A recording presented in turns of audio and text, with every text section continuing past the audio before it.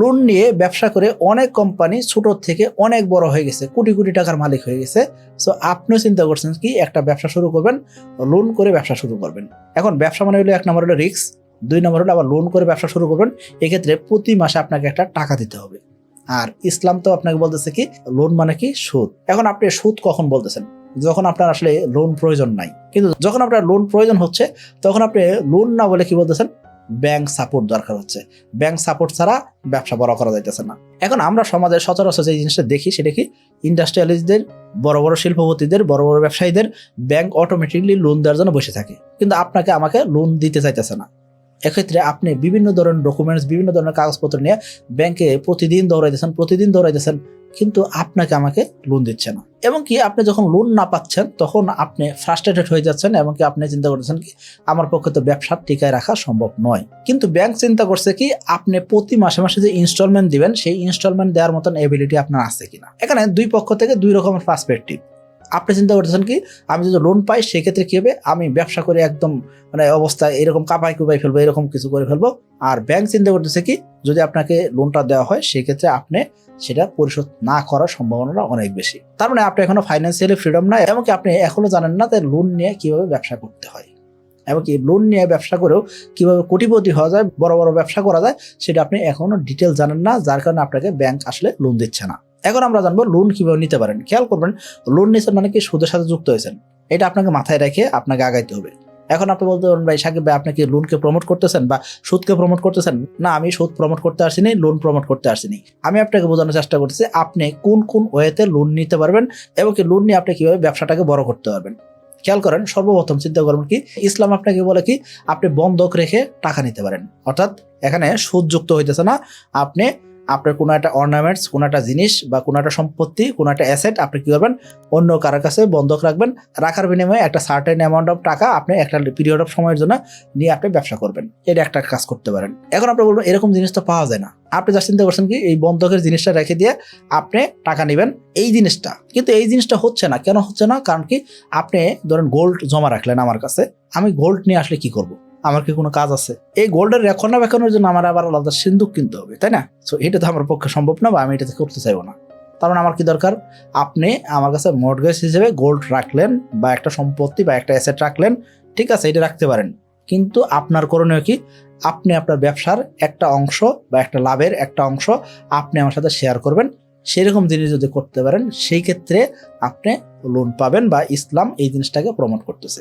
অনেক অনেক জায়গায় দেখবেন কি হালাল ইনভেস্টমেন্টের অভাব নাই, অর্থাৎ হালাল ইনভেস্ট আপনি করতে পারবেন, কিন্তু আপনি যখন ইনভেস্টমেন্ট সিকিউর করতে যাবেন, অর্থাৎ আপনার নিজের যখন ব্যবসার জন্য ইনভেস্টমেন্ট লাগবে বা আপনার নিজের জন্য যখন একটা টাকা লাগবে, সেটা আপনি কোথাও পাচ্ছেন না। কারণটা কি? কারণ ওই একটা জায়গায় যে আপনি লোন নিয়ে ব্যবসা করতে চাইলে বা লোন নিয়ে কোনো একটা কাজ করতে চাইলে সেটা আপনি পরিশোধ করতে পারবেন কিনা সেটা এখনো ডাউট আছে, বা সেটাতে এখনো মানুষের কোশ্চেন আছে।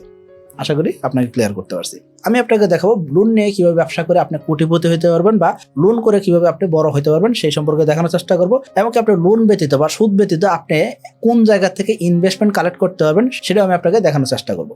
প্রথমে আসেন ব্যাংক লোনের ব্যাপারে। ব্যাংক থেকে আপনি লোন নিলেন, আপনার লোন দরকার 50 লক্ষ টাকা। ব্যাংক আপনাকে সরাসরি দেবো 50 লক্ষ টাকা দিবে না। যদি আপনার ব্যবসার প্রতিষ্ঠানে এরকম সম্পত্তি থাকে বা এরকম যদি মর্টগেজ থাকে, সেক্ষেত্রে ব্যাংক হয়তো আপনাকে একটা সার্টেন অ্যামাউন্ট দিতে পারে, 10 লক্ষ, 20 লক্ষ, 30 লক্ষ বা 40 লক্ষ, যাই দেখ একটা অ্যামাউন্ট দিবে। এখন আপনি ব্যাংক থেকে ধরেন 50 লক্ষ টাকা দরকার, আপনি ব্যাংক থেকে 40 লক্ষ টাকা রিসিভ করতে পারলেন।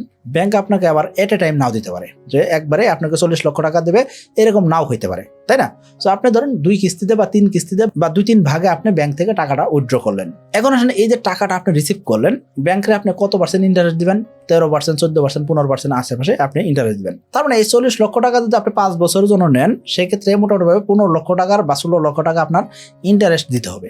মানে আপনি 5 বছরের জন্য যদি আপনি লোনটা নেন, সেক্ষেত্রে মোটামুটিভাবে আপনাকে 60 লক্ষ টাকার আশেপাশে আপনাকে পরিশোধ করতে হবে।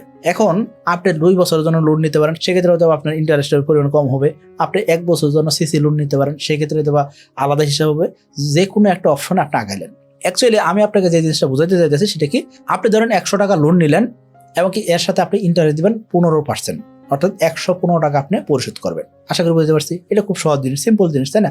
যত বছরের জন্য নেবেন তত আপনার ইন্টারেস্ট যোগ হবে বা তত আপনার লাভ দিতে হবে বা সুদ দিতে হবে, এই তো। এখন আসেন, এই যে আপনি 15% ইন্টারেস্টে আপনি ব্যাংক থেকে লোনটা নিলেন, এটা নিয়ে আপনি কি করবেন? একটা ব্যবসা করবেন, ব্যবসাতে অবশ্যই কম করে হলেও 20% উপরে আপনার প্রফিট হইতে হবে।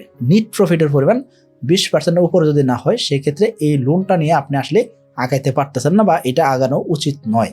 আশা করি বুঝতে পারছি। তার মানে আপনার ব্যবসা প্রতিষ্ঠানে গ্রস প্রফিট যাই হোক না কেন, ডাজন্ট ম্যাটার, আপনার কি দরকার? NEET profit. এই যে ইন্টারেস্টের উপরে লোনটা নিয়েছেন তার চাইতে অবশ্যই বেশি হইতে হবে, তা না হলে আপনি টিকতে পারবেন না। এখন অধিকাংশ কোটিপতিরা, অধিকাংশ শিল্পপতিরা, অধিকাংশ ইন্ডাস্ট্রিয়ালিস্টরা, অধিকাংশ ব্যবসায়ীরা কি কারণে ব্যাংক থেকে লোন নিয়ে থাকেন?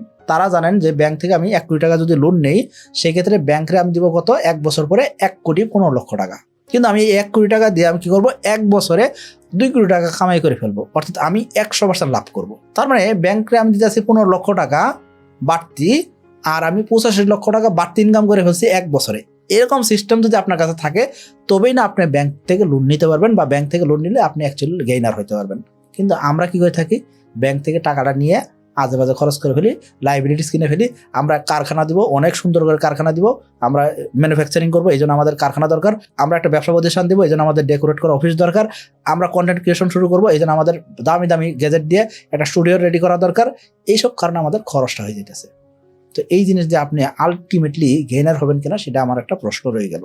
তারপরে লোন নিয়ে যদি আপনি ব্যবসা করতে চান, সেই ক্ষেত্রে যত পার্সেন্ট আপনি ইন্টারেস্টে ব্যাংক থেকে লোন নিতেছেন, তার থেকে 2 গুণ 3 গুণ 5 গুণ পরিমাণ যদি আপনি লাভ না করতে পারেন, সেক্ষেত্রে এই লোনটা আপনার জন্য বার্ডেন হয়ে দাঁড়াবে। এখন আসেন, আপনি লোনের সাথে যুক্ত হতে চাইতেছেন না, সেক্ষেত্রে কি করতে পারেন? সেক্ষেত্রে আপনি আমাদের কোম্পানির সাথে যোগাযোগ করতে পারেন।